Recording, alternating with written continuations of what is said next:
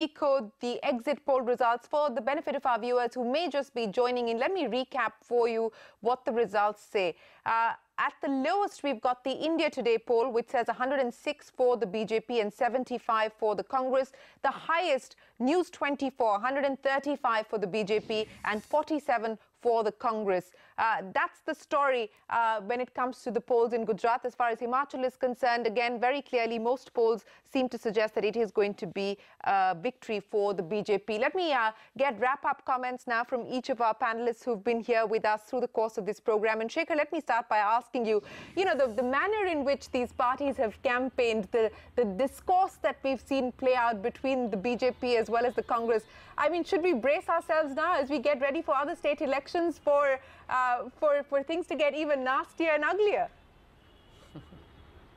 Well, the politics of the country has been redefined. It hasn't happened today. It's been redefined, I would say, since about 2010-11. It's become much more coarse, it's become much more direct, and it's become much more unforgiving. I do not see Mr. Modi and the BJP changing, and frankly, Rahul Gandhi, Gandhi family, and that leadership of the Congress party had a certain view of Mr. Modi, which has only become hardened over time. And now, after this campaign, where you where you question each other's national loyalties or integrity, I think it's going to be a very, very tough time. The problem is that in today's politics, there are no older statesmen. Yes. There is no Pranab Mukherjee, there is no Advani, there aren't those people who can calm things down, no Somnath Chatterjee in parliament. So you have that issue. This is Rajiv Gandhi and Mr. Modi are different generations, but they are in some ways similar styles, very direct and very take no prisoners.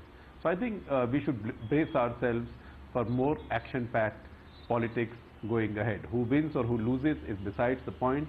I think the politics will now be no holds barred. No holds barred politics is what we should expect, but we've completely forgotten about the fact that there is actually a parliament session that we need to take note of as well. Sanjay Jha, parliament starts finally, the winter session. What's going to be the strategy of the Congress party?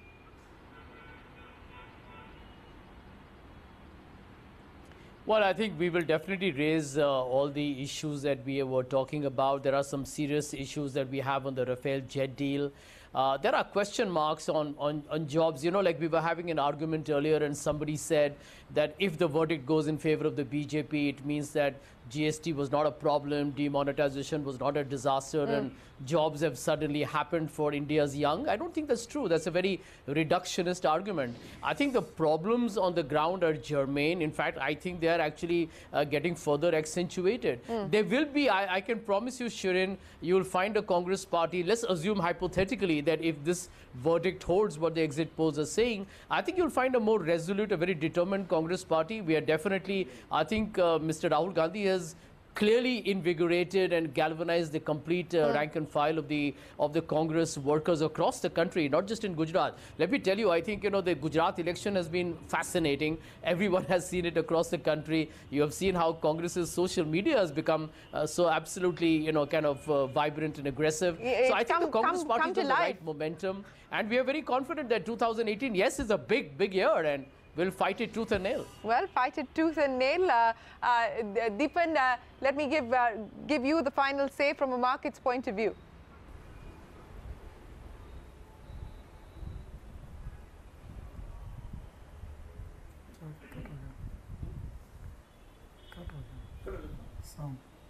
Deepan, can you hear me? Okay, I can hear you. Please go ahead. Yeah, I was asking you for your final comments.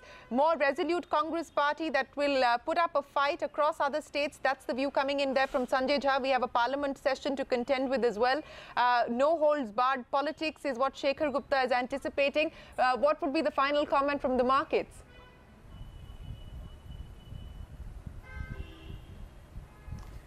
See, I think, whenever parliament session is on, there is always a lot of noise around what the government has achieved and what its failures are. But market tends to ignore that. I think tomorrow itself, you will see the street rejoicing over these exit polls.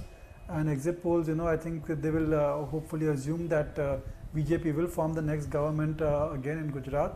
And as I said, I think you could see the indices at new highs, and that could, hit the headlines and draw even many more investors who are waiting on the sidelines. The thing is, we've been waiting for a correction, but that correction has just not been, evolving. And this particular event over here will make it all the more difficult for a correction to take place. So I think it's going to be party time. It has been party time on the Dalal Street, and it will continue for a few more weeks or so. All right, the party will continue on the Dalal Street, and the correction that the street was hoping for to be able to get stocks cheap, that ain't coming if this is going to be the result on Monday morning.